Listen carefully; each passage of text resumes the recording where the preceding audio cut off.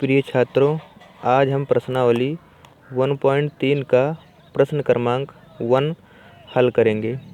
इसमें लिखा है सिद्ध कीजिए कि रूट 5 एक अपरिमेय संख्या है। तो इसमें सिद्ध करना है कि ये जो करड़ी 5 है ये एक अपरिमेय संख्या है।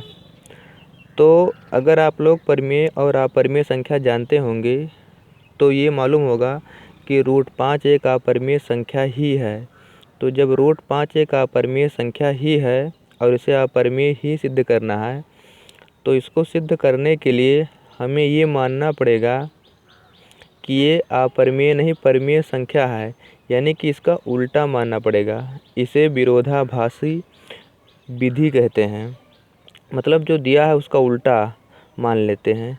तो परिमेय उल्टा होता है अपरिमेय का, यानी कि रूट 5 जो है इसमें अपरिमेय सिद्ध करना है, तो इसमें मान लेंगे हम कि रूट 5 एक अपरिमेय संख्या नहीं बल्कि परिमेय संख्या है।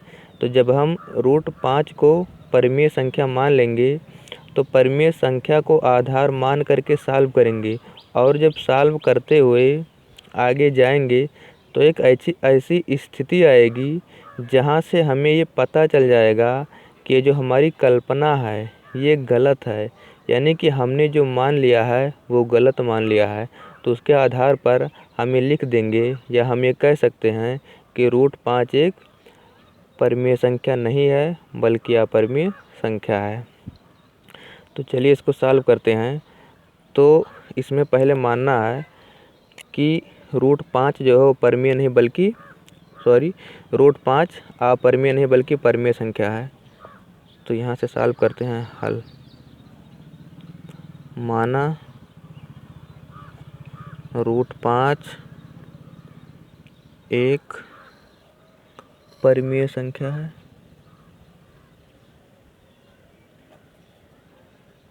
एक परिमेय संख्या है।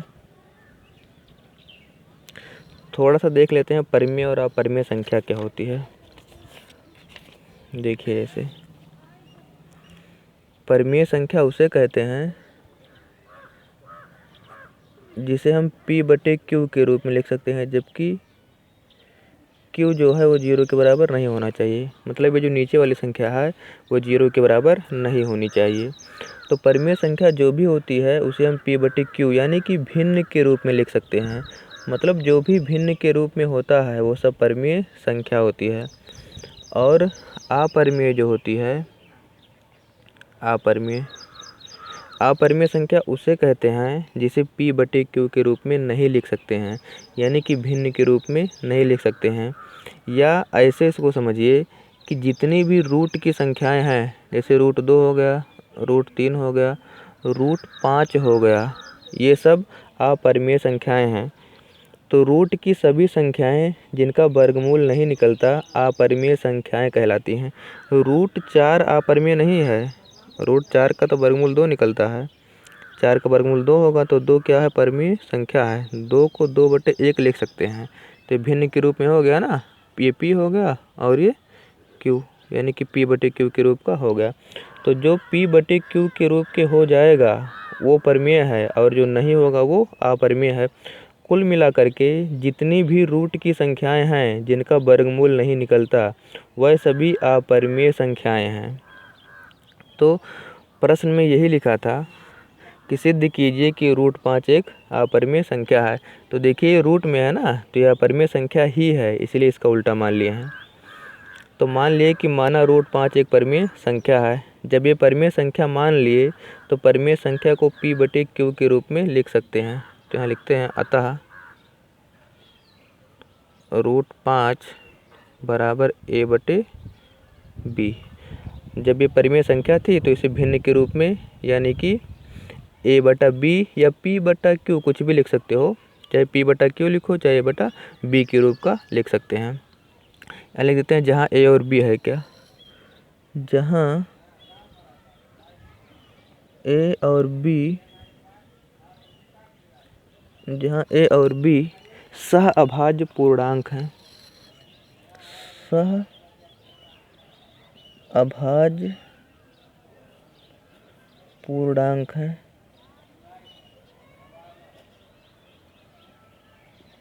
ये वीडियो थोड़ा बड़ा हो सकता है क्योंकि ये थोड़ा थ्योरेटिकल है, इसलिए इसको अच्छे से समझते हैं। अब इसमें देख लेते हैं कि ये लिखा है जहाँ a और b सहअभाज्य संख्याएं हैं। ये सहअभाज्य संख्याएं क्या होती हैं? देखिए, ऐसी दो संख्याएं जिनका मासा 1 होता है सहअभाज्य संख्याएं कहलाती हैं। जैसे देखिए 2 और 3, 2 और 3 का अगर मासा निकाला जाए तो 1 आएगा। मासा वो संख्या होती है जो दोनों में हो। तो इन दोनों में क्या है? 1 तो सब में होता है ना, 1 गुणे 2 लिख सकते हैं और इसे 1 गुणे 3 लिख सकते हैं। तो जो दोनों में होता है वही तो मासा होता है। तो इसका मासा कितना आया? 1। तो सहअभाज्य संख्याएं क्या हुई?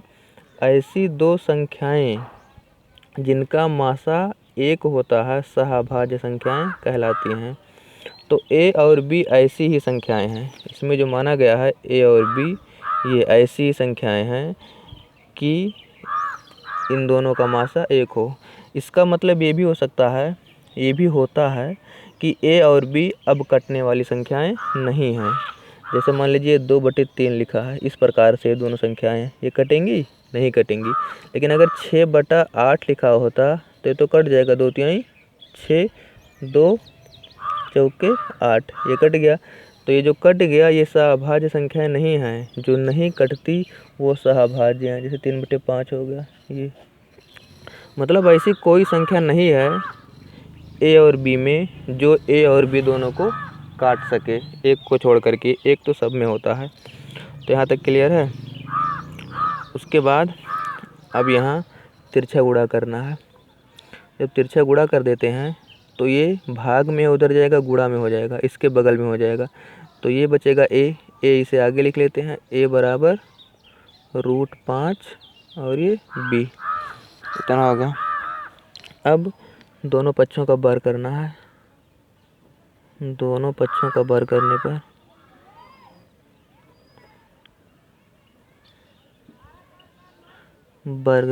पर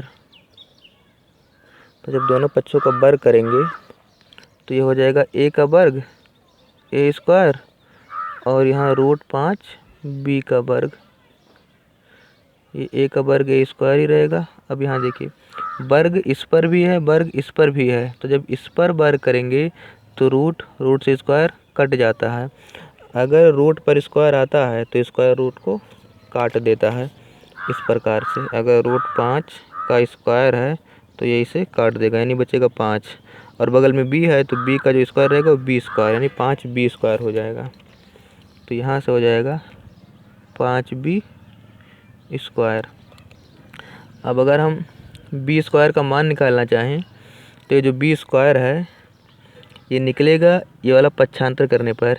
ये इधर सटा है, सटा माने गुणा होता है गणित में। अगर सटा है तो गुणा है, अगर गुणा है तो पक्षांतर करेंगे वो भाग में हो जाएगा। यानी कि जब 5 इधर जाएगा तो ये हो जाएगा a²/5, यानी कि b² बराबर बचा a²/5, इस प्रकार से। अब देखिए यहाँ पर ये a²/5 का मतलब है कि 5 a² को विभाजित करता है। a²/5 का मतलब है कि 5 a² को विभाजित करता है। तो यहाँ लिख, इसको समझना है केवल। जैसे अगर ऐसे सोचोगे कि 5 का पहाड़ा a में पढ़े तो थोड़ी कहना आएगा। 5 का पहाड़ा a बार नहीं आता है, लेकिन इसको समझना है केवल कि 5 a² को पूरी तरह विभाजित करता है। तो यहाँ लिखते हैं चूँकि, या यहाँ चूँकि लिख देते हैं, चूँकि 5 a² को विभाजित करता है,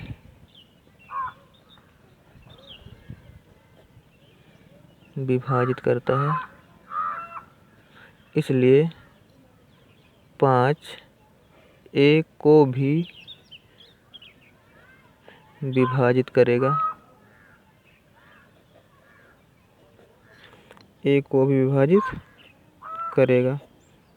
तो 5 a² को विभाजित करता है, इसलिए 5 a को भी विभाजित करेगा। इसका क्या मतलब है देख लेते हैं थोड़ा सा। जैसे देखिए कि अगर 2 जो है वो 4² को विभाजित करता है तो स्क्वायर ख़त्म करके, यानी कि 2 जो है वो 4 को भी विभाजित कर देगा। मतलब अगर स्क्वायर लगा है, स्क्वायर हटा दें तब जो संख्या बचेगी उसको भी वो विभाजित करता है। तो यही यहाँ लिखा गया है कि 5a² को विभाजित करता है, इसलिए 5a को भी विभाजित करता है।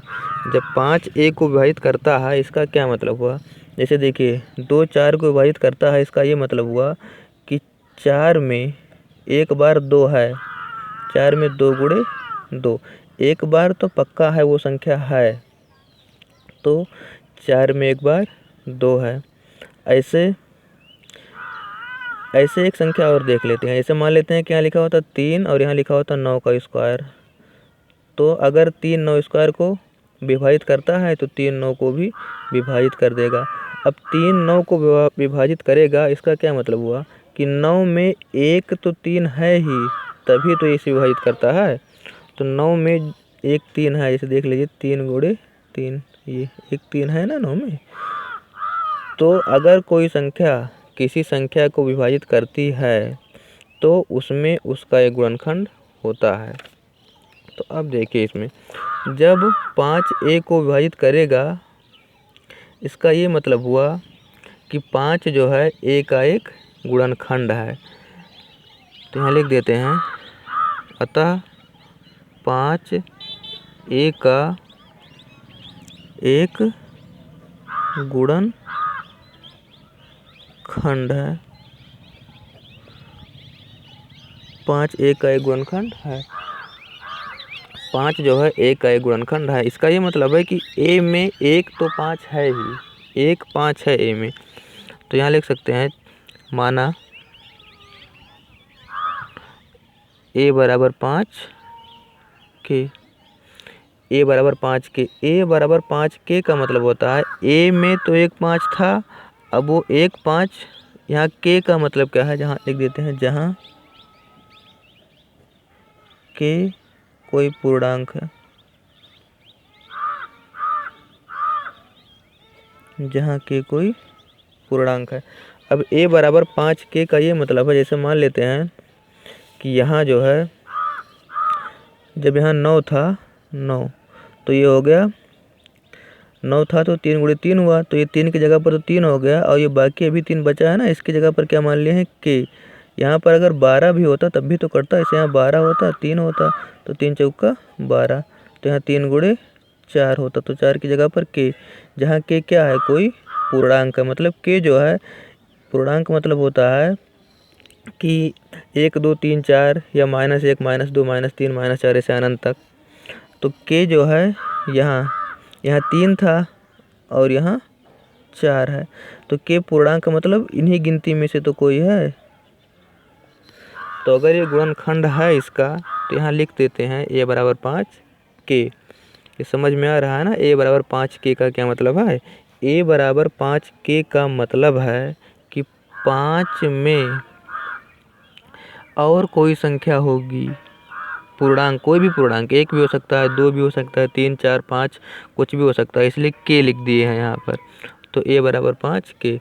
अब ये जो a बराबर 5k आया है, इसको समीकरण नंबर 1 मान लेना है और इसी में रख देना है। a का मान समीकरण 1 में रखने पर, समीकरण 1 में रखने पर समीकरण 1 यही है, यहाँ ये है, a की जगह पर कितना रख देंगे 5k, तो यहाँ से हो जाएगा 5k का होल स्क्वायर बराबर है 5b²। तो अब इसे सॉल्व कर लेते हैं। 5 का स्क्वायर हो जाएगा 25 और k का स्क्वायर k² और ये 5b² हो जाएगा। यहाँ से हो जाएगा, ये कट जाएगा यहाँ से, 5 एकम 5 पचम 25, तो यहाँ पर बचा 5k² बराबर b², इस प्रकार से। अब यहाँ से अगर k² निकालें तो k² बराबर हो जाएगा b² बटा 5, ये सटा है तो गुणा है और गुणा वाला पक्षांतर करने पर भाग हो जाता है, तो हो जाएगा b² बटा 5। अब फिर से उसी टाइप का आ गया जैसे यहाँ शुरू में आया था। देखिए a² बटे 5 आया था, यहाँ b² बटे 5। तो जब a²बटे 5 आया था तो क्या लिखे थे कि 5a² को विभाजित करता है, इसलिए 5a को भी विभाजित करेगा, अतः 5a का एक गुणनखंड है। इसी प्रकार से यहाँ भी लिख देना है।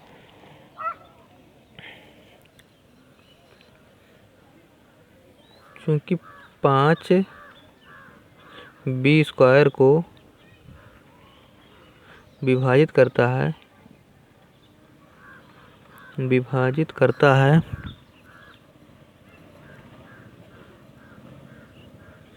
इसलिए 5b को भी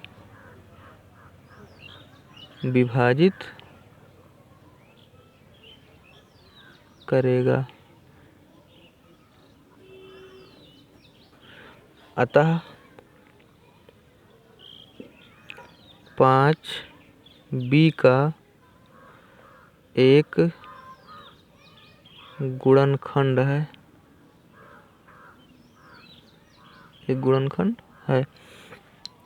अब देखिए इसको और इसको, समीकरण नंबर इसे मान लेते हैं 2 और इसे मान लेते हैं समीकरण नंबर 3। समीकरण 2 और 3 को देखते हैं। समीकरण 2 में लिखा है कि 5a का एक गुणनखंड है और यहाँ लिखा है 5b का एक गुणनखंड है। इसका ये मतलब हुआ कि 5 एक ऐसी गिनती है जो a और b दोनों को काट देती है, यानी कि विभाजित कर देती है। लेकिन हमने क्या माना था शुरू में कि a और b, यहाँ शुरू में जहाँ a और b सहभाज्य संख्याएं हैं, मतलब शुरू में ये मान लिए थे कि a और b किसी से कटने वाला नहीं है। लेकिन जब सवाल सॉल्व किए तो हमें ये मालूम चल गया या ये पता चल गया कि 5 जो है एक ऐसी संख्या 5 है जो a और b दोनों को विभाजित करती है। तो यह इसीलिए उत्पन्न हो गया क्योंकि हमने जो कल्पना की थी वो गलत कल्पना कर ली है, त्रुटिपूर्ण कल्पना कर ली है। तो अब यही लिख देना है यहाँ नीचे। समीकरण 2 तथा 3 से, समीकरण 2 तथा 3 से रोमन में लिख दिए हैं, सॉरी वो गिनती में लिखे थे, गिनती में समझना इसको। समीकरण 2 तथा 3 से स्पष्ट है कि a और b का एक गुणनखंड a और b का एक गुणनखंड 5 है।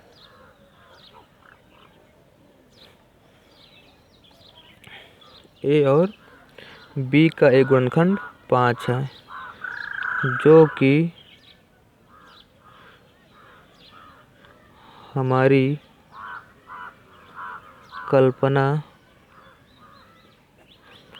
के विपरीत है, जो कि हमारी कल्पना के विपरीत है।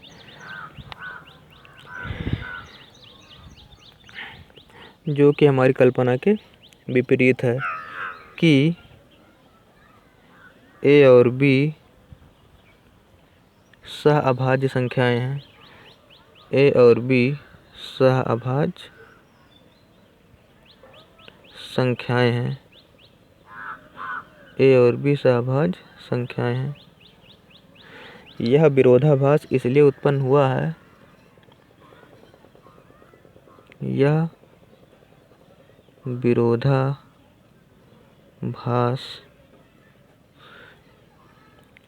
इसलिए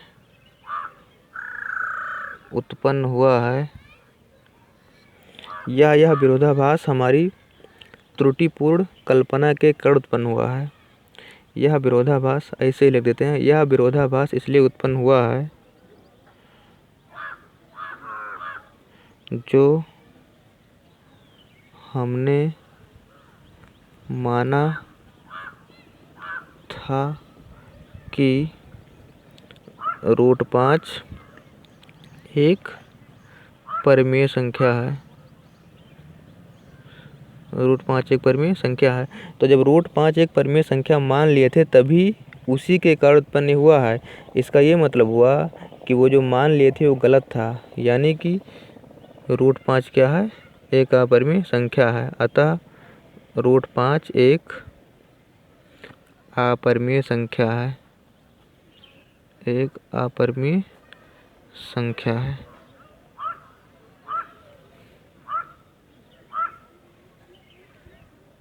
बस हो गया प्रूफ।